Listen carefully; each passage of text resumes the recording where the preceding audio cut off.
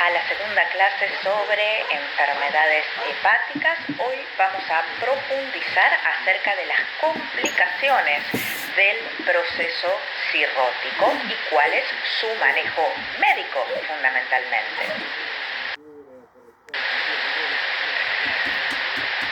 Las complicaciones que se pueden dar entonces en un paciente con cirrosis de relativa larga data, recuerden que están relacionadas a una pérdida hepatocelular importante.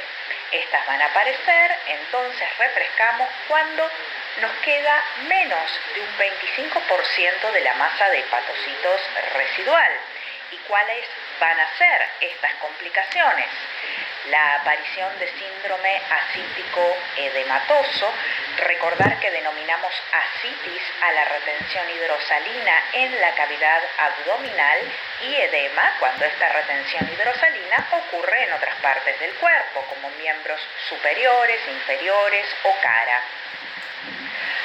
Luego, la encefalopatía hepática, una alteración importante en el estado de conciencia que puede avanzar a coma.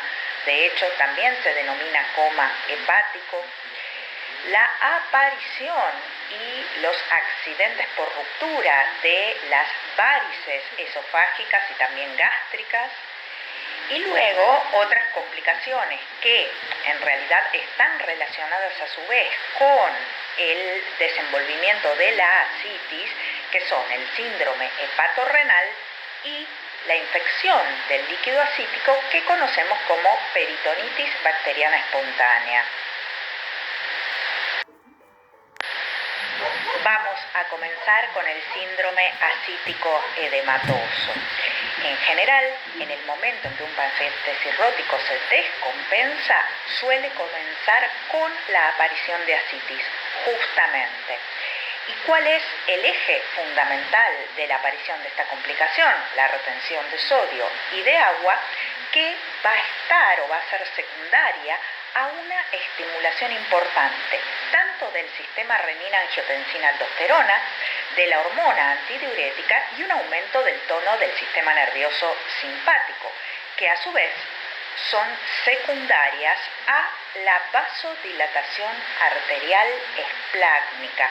Recordar que la circulación esplácnica es aquella que irriga la porción abdominal del tracto digestivo. Esto es estómago, intestino, hígado y vía biliar, páncreas y también el vaso. Y como vamos a ver ahora, esta vasodilatación arterial esplácnica es una respuesta a la hipertensión portal que explicamos en la clase anterior. Entonces, la principal consecuencia va a ser la acumulación de líquido y, por supuesto, también de sodio en la cavidad peritoneal, concretamente en el espacio intersticial. Veamos entonces.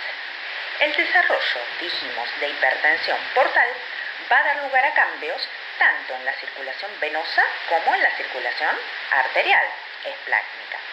En la circulación venosa, las principales consecuencias van a estar relacionadas con el desarrollo de circulación colateral, es decir, de estas varices que veremos en breve, que van a desviar la sangre desde el territorio portal hacia la circulación sistémica. En el lado arterial, lo que va a ocurrir es una vasodilatación arterial esplácnica importante. Y en realidad se desconoce aún el nexo entre la hipertensión portal y esta respuesta de vasodilatación esplácnica.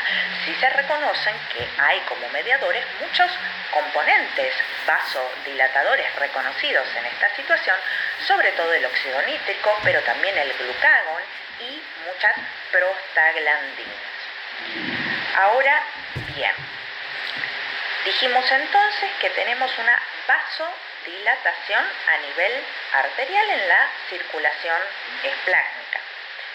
¿Esto qué es lo que va a implicar? Va a implicar un aumento de la afluencia de sangre a alta presión hacia los capilares esplácnicos, que son los que en última instancia van a tener que soportar esta situación.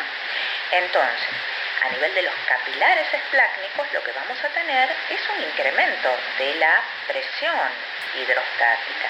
Y la principal consecuencia de esto, cuando esta presión se ve muy incrementada, va a ser el escape de líquido desde estos capilares hacia el intersticio, determinando justamente que se dé por iniciado el proceso de ascitis. Recordar que la ascitis es la acumulación de líquido y de sodio también en el espacio intersticial.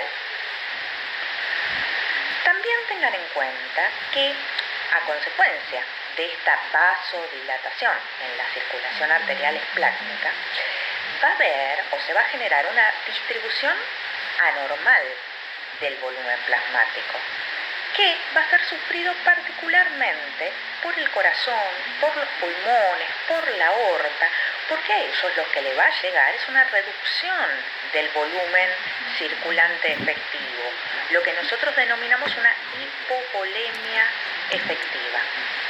Entonces, esta hipovolemia efectiva hacia, dijimos, corazón, pulmones, aorta, va a dar lugar a una respuesta neurohormonal para tratar de revertirlo. Y esto justamente va a ser la activación del sistema nervioso simpático, del sistema renina-angiotensina-aldosterona y de la liberación de vasopresina u hormona antidiurética. Esto nos va a explicar por qué los factores vasoconstrictores que acabamos de mencionar se activan a pesar de existir un volumen plasmático aumentado en la circulación esplácnica, que en condiciones normales debería suprimir la activación de esos vasoconstrictores, cuando en este caso no es así.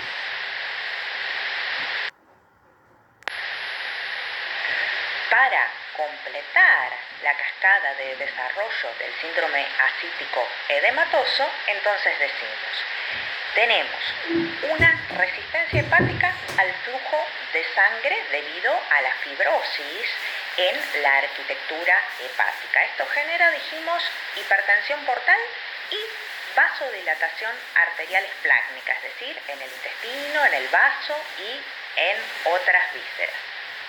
Pero además hay que tener en cuenta el papel de la disminución de la presión oncótica, que está provocado por la disminución de la capacidad de los hepatocitos en sintetizar albúmina. Entonces esto ya es un combo bastante explosivo, por el cual el líquido, por ambos mecanismos, el que explicamos en la diapositiva anterior, más la disminución de la presión oncótica, vamos a tener una salida del líquido de los capilares y su derrame en el peritoneo, formando ascitis.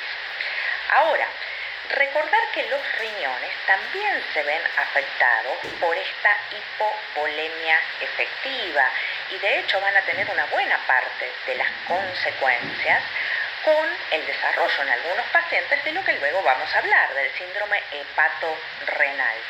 Pero inicialmente, como tienden a responder los riñones a este menor flujo, va a ser por supuesto con la activación del sistema renina-angiotensina, la secreción de hormona antidiurética y también, como dijimos, con el aumento del tono simpático. Entonces, la retención hidrosalina va a empeorarse como consecuencia de la activación de estos mecanismos. Aquí vemos esquemáticamente entonces cómo se va produciendo la acumulación de líquido libre en la cavidad peritoneal. Y tengan en cuenta lo siguiente, la ascitis suele ser clasificada en leve, moderada o grave. A veces es difícil obtener una objetividad absoluta para separar estas clasificaciones, como ya mencionamos, pero tengan en cuenta que sobre todo las ascitis de características leves muchas veces no son evidenciables a simple vista y sí las puedo evidenciar, por ejemplo, mediante un estudio por ecografía. La aparición de ascitis puede generar problemas también, que ahora vamos a evidenciar en fotografías, como hernias umbilicales muy importantes o de aparición inguinal, sumado a que por un efecto de compresión del líquido sobre la cavidad abdominal, los pacientes van a tener una importante sensación de anorexia, y esto empeora todavía el mal estado nutricional de estos pacientes. Tener en cuenta que hay una técnica que es la punción del líquido ascítico, que es la paracentesis. Esta paracentesis puede realizarse con dos criterios. En los pacientes que tienen ascitis muy importantes y no responden al tratamiento habitual, se puede practicar la punción del líquido ascítico para drenar y descomprimir esa enorme cantidad de líquido acumulado. Pero también la paracentesis nos permite analizar qué características va a tener ese líquido ascítico. Y puntualmente en cuanto a la concentración proteica y de albúmina, más que nada, vamos a distinguir dos tipos de ascitis. Una ascitis trasudativa, que va a ser baja en proteínas, particularmente albúmina, que es la propia de estos pacientes con cirrosis. También la van a encontrar en los pacientes con insuficiencia cardíaca congestiva, que se complican, y en los pacientes con síndrome nefrótico, que también desarrollan esta ascitis. Recordar que en el síndrome nefrótico, por un exceso de eliminación de albúmina en la orina, perdemos la capacidad también de mantener la presión oncótica. Y luego tenemos otro tipo de ascitis, que es la exudativa, donde el recuento proteico en el análisis del líquido ascítico es alto, pero que ya es más propia de enfermedades como la tuberculosis intestinal o como determinadas neoplasias que metastatizan en peritoneo, generando un cuadro que se denomina carcinomatosis peritoneal y que realmente complica mucho el progreso y la expectativa de vida del paciente. Las neoplasias que más suelen generar carcinomatosis peritoneal y formación de este tipo de ascitis suelen ser por lejos las primeras, las de ovario, pero también tenemos neoplasias colorectales, neoplasias gástricas o tumores, sarcomas de la pared abdominal. Recordar que de los casos de síndrome ascítico edematoso, el 85% de los pacientes lo tienen secundario a una cirrosis que ya se encuentra avanzada. La Asociación Americana para el Estudio de las Enfermedades Hepáticas recomienda entonces esto, la paracentesis, para obtener el líquido ascítico para cultivarlo. Y esto, por supuesto, nos va a servir para saber si ese líquido está infectado, si el paciente está cursando una peritonitis bacteriana espontánea, pero también, como decimos, para determinar sus características, sus glóbulos blancos y las series de glóbulos blancos, las proteínas totales, la albúmina en particular, y para realizar un cálculo que se denomina GASA. El cálculo GASA nos ayuda a predecir qué tanto está evolucionando la hipertensión portal que tantos problemas le está trayendo al paciente. Y se determina restando de la albúmina sérica la albúmina en el líquido ascítico. Por supuesto, necesitamos entonces dos determinaciones bioquímicas, una en sangre para determinar la albuminemia y lo que extraemos de la paracentesis para determinar la concentración de albúmina en este líquido. Entonces, si este cálculo GASA me da 1,1 gramo por decilitro o más como resultado de esta resta, vamos a saber que, claro, lo que va a predominar entonces es la albúmina sérica por sobre la albúmina en líquido ascítico. El líquido ascítico es relativamente más bajo, entonces, en albúmina, y por lo tanto esto nos da una idea de que la ascitis viene de una enfermedad hepática y es secundaria a la hipertensión portal que esa enfermedad hepática está generando, concretamente esa cirrosis. Ahora, si el cálculo GASA, esta resta, nos da menos de 1,1 gramos por decilitro, ya tenemos que asumir que hay una proporción mayor de albúmina en el líquido ascítico en relación a lo que sería la albúmina sérica. Entonces, aquí sí estamos hablando de lo que yo les comentaba, una ascitis más alta en proteínas que puede venir por una carcinomatosis peritoneal, una tuberculosis intestinal y también tengan en cuenta, y esto lo vamos a ver cuando veamos páncreas, las enfermedades pancreáticas pueden también generar asitis. En este caso, y a diferencia de las enfermedades hepáticas, la asitis pancreática es relativamente alta en proteínas. ¿Cuáles van a ser las medidas de tratamiento de la asitis? Atención, porque aquí la medida dietética es un pilar fundamental, la restricción de la ingesta de sodio en menos de 2 gramos por día. Recordar, antiguamente a los pacientes con síndrome asítico edematoso se les imponía restricciones de sodio severas, de menos de 500 miligramos de sodio por día, pero lo que se evidenció es que justamente restricciones tan importantes en lo único que redundan es en una menor cobertura de la ingesta calórica por parte del paciente, dado que las dietas hiposódicas y más las severas son muy poco palatables. Entonces, se ha preferido, con el transcurso del tiempo, flexibilizar la pauta de restricción de sodio en pos de que el paciente pueda lograr una ingesta calórica algo mejor. Y luego, el otro pilar en el tratamiento de la asitis es el uso de diuréticos. El de elección para la mayoría de los casos es la espironolactona. Recuerden que es un antagonista de la aldosterona y que el eje renina-angiotensina-aldosterona en estos pacientes está muy disparado y es por eso que se elige. Pero en aquellos pacientes que tienen asitis muy importantes como las que vamos a ver en las fotos, muchas veces se elige furosemida, que es un diurético de potencia más importante para el abordaje de esta complicación y para lograr una depresión de ese volumen acumulado más rápida y más efectiva.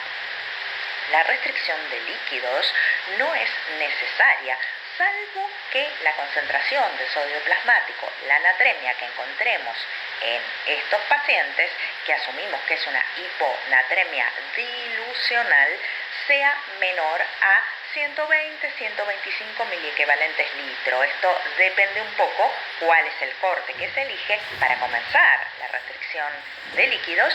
Depende un poco, decimos, del médico tratante. Aquí les vamos a mostrar algunos casos de asitis severas, como decimos, atención, para que tengan una idea de todos los problemas que este cuadro genera. Aquí tenemos una paciente que ha desarrollado, como ustedes pueden ver, una importante hernia umbilical.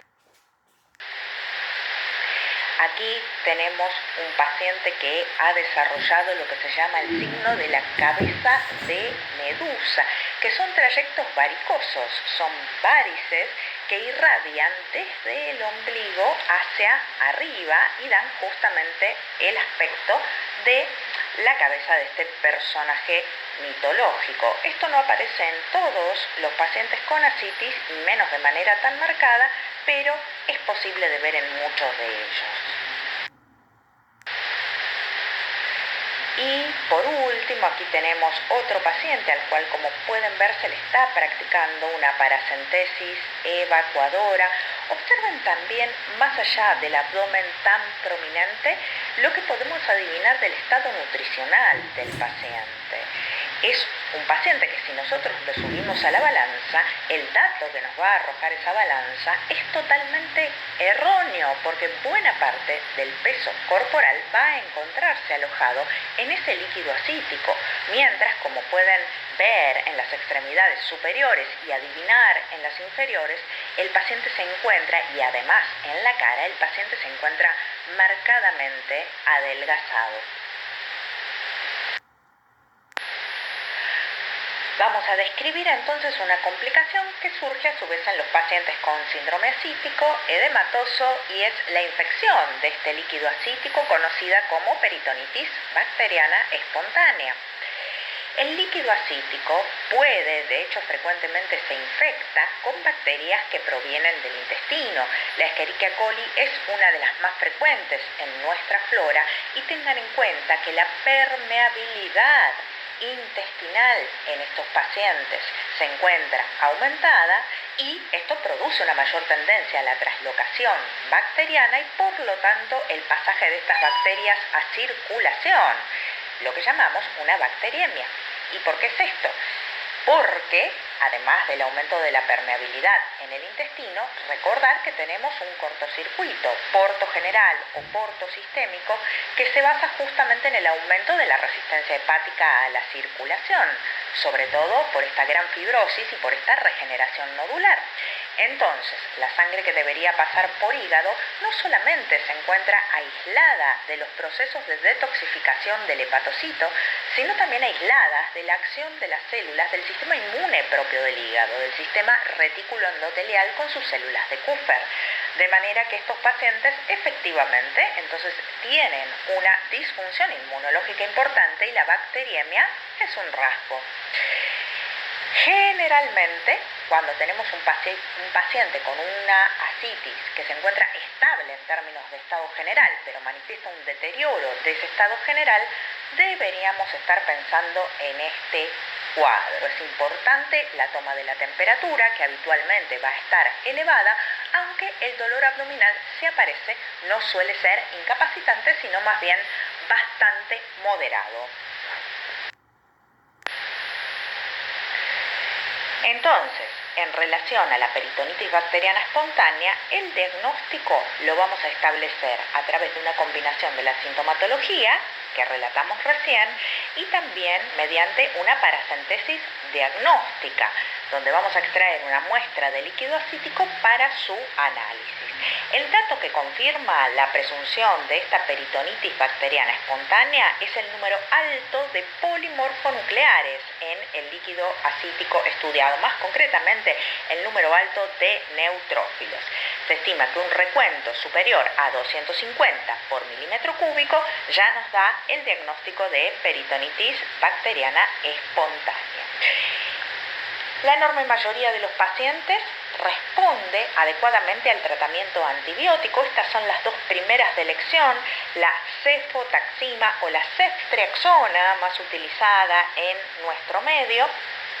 Y para prevenir la reaparición de PBE en un paciente con ascitis instalada, lo que se pueden hacer son varias cosas: optimizar el tratamiento, por supuesto, con dieta controlada en sodio y diuréticos, eliminar más frecuentemente la ascitis mediante paracentesis a repetición o también administrar un antibiótico con criterio profiláctico para mantener el intestino lo más limpio de población bacteriana que pueda traslocarse y generar estas crisis de bacteriemia que mencionamos recién. Pasamos ahora a la tercera complicación que vamos a mencionar aquí, que es la encefalopatía hepática. ¿Y cómo la definimos? Como una complicación reversible, pero no por eso no nos está marcando ya un grado de gravedad de la cirrosis realmente importante. Y este estado reversible va a alterar la función cognitiva y o la conciencia en pacientes que tengan una cirrosis ya instalada de manera crónica en la medida que va progresando o una hepatopatía aguda de características fulminantes en general. Se trata, y esto es importante, es una alteración funcional, es una alteración metabólica, no hay signos de daño neuronal en esta encefalopatía hepática, pero repetimos, no por eso deja de representar un cuadro grave y compatible ya con una cirrosis muy avanzada. ¿Cuál sería la clave en el desarrollo de esta encefalopatía? Varias potenciales toxinas que ingresan a través del intestino y, por consecuencia, a través de la vena porta, van a escapar del metabolismo hepático por esta resistencia que tenemos al flujo portal, por la consecuente aparición del cortocircuito portosistémico y, por supuesto, porque cada vez tenemos menos hepatocitos en condiciones de poder procesar esas toxinas. Entonces, estas toxinas, a consecuencia de este puenteo, pasan de la circulación portal a la general sin depurarse. Y la principal es el amoníaco. El amoníaco proviene fundamentalmente de la fermentación bacteriana a través de la ingesta de proteínas dietéticas. Puede generarse también en menor proporción a nivel renal y como consecuencia de un esfuerzo muscular importante. Este amoníaco en condiciones fisiológicas debería ser derivado hacia los hepatocitos para ser canalizado y eliminado a través de la formación de urea, que va a ser eliminado, ustedes saben, a nivel renal, es un componente hidrosoluble. Pero como este amoníaco no puede ir al ciclo de la urea, va a permanecer en circulación tal cual es, llegar al cerebro sin transformarse en urea.